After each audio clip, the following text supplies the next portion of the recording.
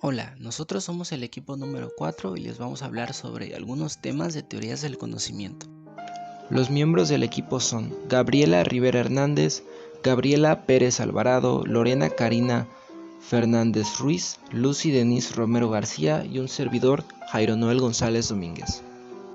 Mi nombre es Gabriela Rivera Hernández. Y nos va a dar una breve introducción acerca de la teoría del conocimiento. Teoría del conocimiento.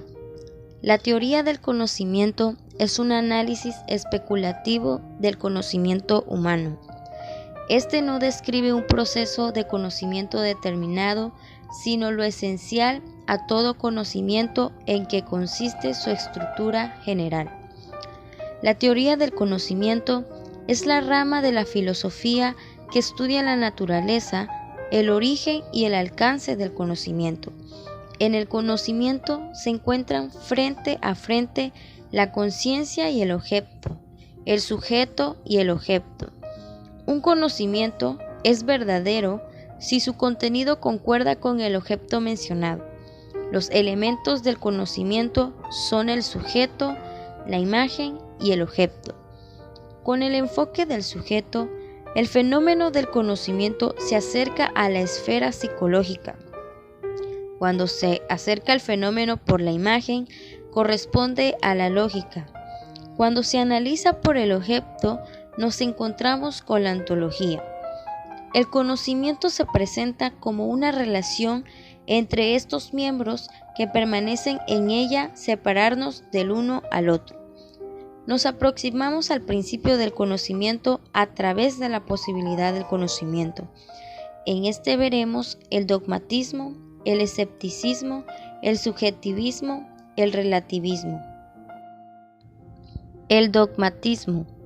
El término dogmatismo se designa una oposición epistemológica que aún no enfrenta el problema del conocimiento. Son dogmáticos todos los filósofos no escépticos. En el léxico filosófico actual se habla de dogmatismo a propósito de quienes tienden a dar por intocables sus propias teorías, sin estar dispuestos a discutirlas críticamente y mucho menos a revisarlas o refutarlas. Para Kant, el dogmatismo es la oposición que cultiva la metafísica sin haber examinado antes la capacidad de la razón humana para tal cultivo. El dogmatismo es una visión de vida bajo un esquema cerrado y limitado, que restringe las acciones y comportamientos de una persona o grupo social únicamente bajo ese modelo de enfoque. Ejemplos del dogmatismo es la prohibición de comer ciertos alimentos. Para algunas religiones, los animales son sagrados o poseen una esencia perjudicial para el cuerpo y el alma. Por ejemplo, las vacas son sagradas y por ende no pueden ser sacrificadas para alimentarse. Otro es el caso de la carne de cerdo, que se considera nociva para el cuerpo. El escepticismo. El escepticismo es el movimiento de disolución de un dogmatismo. El escepticismo adopta diversas formas según el dogmatismo que se oponga.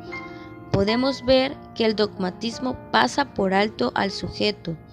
El escepticismo no percibe el objeto, pues éste solo mira definitivamente en el sujeto, en la función del conocimiento, y éste no opta por tomar el significado del objeto. También está el escepticismo metafísico, que es llamado como positivismo, y según Auguste Comte, esta posición debemos atenernos a lo positivamente dado, a los hechos inmediatos de la experiencia y guardarnos de toda especulación metafísica. Cuando el escepticismo se refiere al conocimiento metafísico, se habla entonces de un escepticismo metafísico. El escepticismo es una disciplina del conocimiento que exige dudar de toda la información que no sea bien apoyada por la evidencia. Ejemplo del escepticismo puede ser como las dudas sobre la existencia de fantasmas. Una persona escéptica no cree en los fantasmas, ya que no existen los datos científicos que puedan demostrar su existencia. Algunas de las características son: no hay posibilidad de conocimiento verdadero, no hay nada que sea en sí mismo bueno o malo. El subjetivismo. El subjetivismo sostiene que el valor debe su existencia, sentido o validez a reacciones ya sean fisiológicas o psicológicas del sujeto que valora. El escepticismo afirma que no existe verdad alguna, no llegan tan lejos el subjetivismo y relativismo. Según estos, hay verdades, pero estas tienen una validez limitada. El subjetivismo, como ya lo indica su nombre, limita la validez de la verdad al sujeto que conoce y juzga.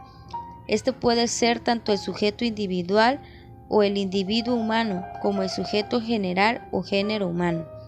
En el primer caso se tiene un subjetivismo individual, en el segundo un subjetivismo general. Para el subjetivismo general hay verdades supraindividuales, pero no verdades válidas universalmente. El subjetivismo indica que todo conocimiento o verdad debe provenir de cada persona. Debido a esto, considera que no existe verdad absoluta, ya que todo conocimiento se limita al individuo y cada quien posee su verdad.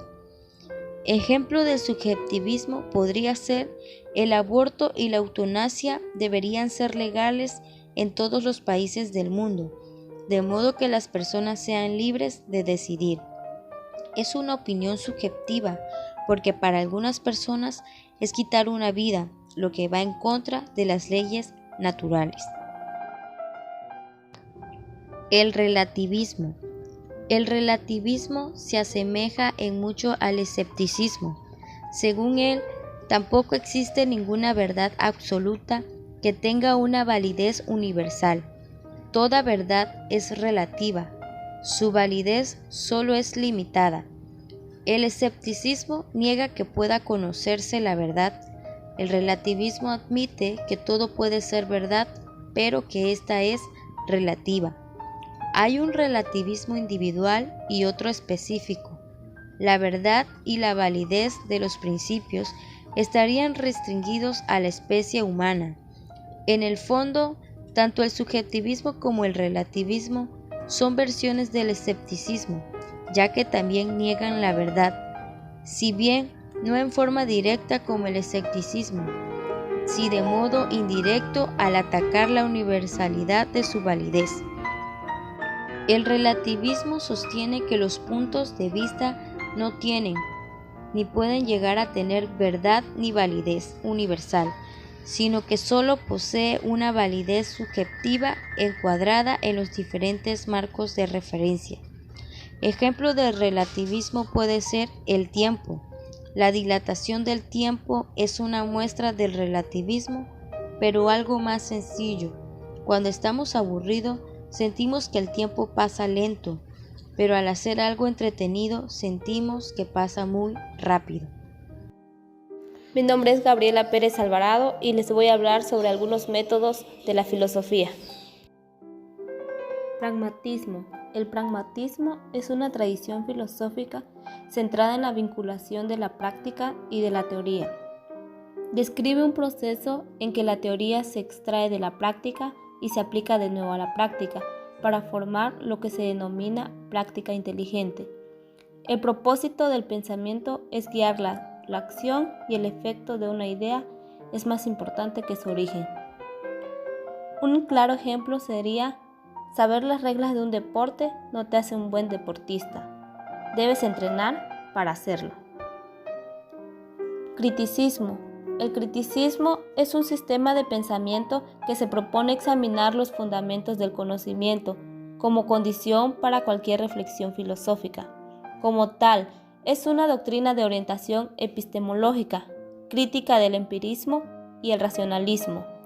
El criticismo no niega que el hombre pueda acceder al conocimiento, a la verdad, pero considera necesario que haya un examen atento y una justificación racional de la forma en que se alcanza ese conocimiento.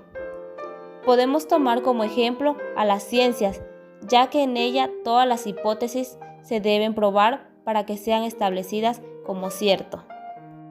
Racionalismo. El racionalismo es el sistema de pensamiento que acentúa el papel de la razón en la adquisición del conocimiento, en contraste con el empirismo, que resalta el papel de la experiencia sobre todo el sentido de la percepción. Es la doctrina filosófica que afirma y sostiene la supremacía de la razón sobre la experiencia. Un ejemplo sería: yo tengo dudas, y si tengo dudas es porque pienso, y si pienso es porque existo. Si no existiera, no pensara y no tuviera dudas. Empirismo. El término empirismo proviene del griego empiria, que se traduce como experiencia. El empirismo es una teoría filosófica que está basada en que el conocimiento se adquiere por medio de la experiencia y la práctica. Es contrario al racionalismo, que persigue la sabiduría por medio del conocimiento teórico y la razón. Podemos tomar como ejemplo a un pianista aficionado. Él puede escuchar las notas de cada una de las teclas y reproducirlas por la práctica que ha tenido con ellas. Sin embargo, esto jamás reemplazará a una formación musical apropiada. Mi nombre es Karina y les voy a hablar sobre el intelectualismo, apriorismo, objetivismo y subjetivismo. El intelectualismo. El intelectualismo es una corriente epistemológica que sostiene que la base del conocimiento la conforman la experiencia y el pensamiento. El intelectualismo sostiene que hay juicios lógicamente necesarios y universalmente válidos sobre objetos ideales, así como también sobre los objetos reales. El intelectualismo los deriva de la experiencia. El intelectualismo surge a partir de que Aristóteles, su fundador, intentara hacer una mediación entre el racionalismo y el empirismo, ya que ambos se anteponen entre sí. El racionalismo se basa en el pensamiento, mientras el empirismo se basa en la experiencia. Un ejemplo clásico del intelectualismo nos representa la postura definida por Sócrates, según la cual quien conoce el bien no puede dejar de actuar correctamente, identificando el obrar bien con el conocimiento del bien y el obrar mal con el desconocimiento del verdadero bien, con la ignorancia. Apriorismo.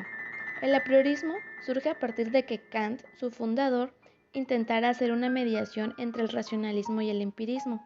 Este considera la experiencia y pensamiento como orígenes del conocimiento, pero el apriorismo define la relación entre la experiencia y el pensamiento en un sentido directamente opuesto al intelectualismo. Esta filosofía afirma que los conceptos sin las intuiciones están vacíos y las intuiciones sin conceptos están ciegas. Un ejemplo sería si vamos caminando por la calle y vemos que a una persona se le cae un billete. ¿Qué hacemos? Pues lo recogemos y se lo entregamos a la persona que vimos que se le cayó. En este momento estaríamos utilizando conocimiento a priori, que es aquel que se conoce como un juicio necesario y universal que debemos tener todos los seres humanos. O sea que aquí no se depende de la experiencia solamente, de lo que nosotros pensamos y percibimos que debemos hacer y que es lo mejor, y pues esto no va en contra de nuestros valores. Objetivismo y subjetivismo. Para el objetivismo, el valor tiene una naturaleza o modo de ser objetivo, pues existe independientemente de un sujeto o conciencia valorativa, mientras que el subjetivismo sostiene que el valor debe su existencia, sentido o validez a reacciones ya sean fisiológicas o psicológicas. El objetivismo es una corriente epistemológica en la cual el objeto es primordial para llegar al conocimiento. Esto quiere decir que un objeto, por poner un ejemplo, un árbol, conserva sus características y forma. El sujeto o una persona se puede apropiar de sus características y decir en este caso que el árbol se puede obtener madera, muebles, leñas, etc. Pero él sabe que en su conocimiento el árbol va a seguir siendo un árbol y va a conservar su forma y características. En conclusión, podemos decir que para todas las personas existe solo una verdad única y sin importar creencias, culturas, religión, educación, la verdad siempre será la misma. En el subjetivismo es el sujeto quien determina el conocimiento. Esto quiere decir que el conocimiento está en los objetos, más bien lo determina el sujeto a partir de su observación, análisis y conclusiones. En el proceso del conocimiento están las creencias, culturas, religión, sociedad, educación, las cuales hacen que cada persona tenga distintos puntos de vista de un mismo objeto o persona. Regresando al ejemplo del árbol, si hay 3 personas observando el árbol, una podría decir que del árbol se puede extraer madera, otra puede pensar que leña y una tercera que muebles, y ambas verdades serían válidas para la sociedad. Mi nombre es Lucy Denise Romero García y les voy a hablar sobre 4 conceptos, comenzando por idealismo. Idealismo. El idealismo es un conjunto de corrientes filosóficas que se opone al materialismo. Afirma que para comprender la realidad no alcanza con el objeto en sí que es percibido por los sentidos, sino que es necesario tener en cuenta las ideas, los sujetos pensantes y el pensamiento propio. Un ejemplo, Don Quijote de la Mancha, se caracteriza por un personaje que soñaba y se perdía en su propio mundo de ideas. Realismo. Por realismo se entiende una tendencia estética y artística, fundamentalmente literaria, pictórica y escultórica, que aspira a la semejanza o la correlación lo más exacta posible entre las formas de arte y representación y la realidad misma que la inspira, es decir, una tendencia que valora el parecido de una obra de arte con el mundo real que representa. Un ejemplo, el mundo era tan reciente que muchas cosas carecían de nombre y para mencionarlas había que señalarlas con el dedo. Fenomenalismo. El fenomenalismo es una corriente filosófica que sostiene que no es posible el conocimiento de ninguna cosa en sí, sino que solo es posible conocer el fenómeno que corresponde al objeto tal como lo percibe el sujeto, de acuerdo a su sistema cognitivo. Es decir, que las personas solo podemos conocer los fenómenos tal y como nos aparecen, no como son realmente. Un ejemplo, el hombre percibe el azúcar con sabor dulce de acuerdo a su sistema cognitivo, pero ¿será realmente dulce? Monismo. El monismo es la doctrina filosófica que, en contraposición al dualismo, reconoce un solo principio como fundamento de todo lo existente. Existe un monismo materialista y otro idealista. Los materialistas consideran que la materia es el principio y la base del mundo. Los idealistas, por lo contrario, estiman que el único fundamento de todos los fenómenos es el espíritu. Por ejemplo, para los filósofos monistas materialistas contemporáneos, la materia formada en la gran explosión dio lugar al universo y solo la materia explica la realidad. Mi nombre es Jairo Noel González Domínguez y les mencionaré los últimos conceptos que veremos en este video. El panteísmo.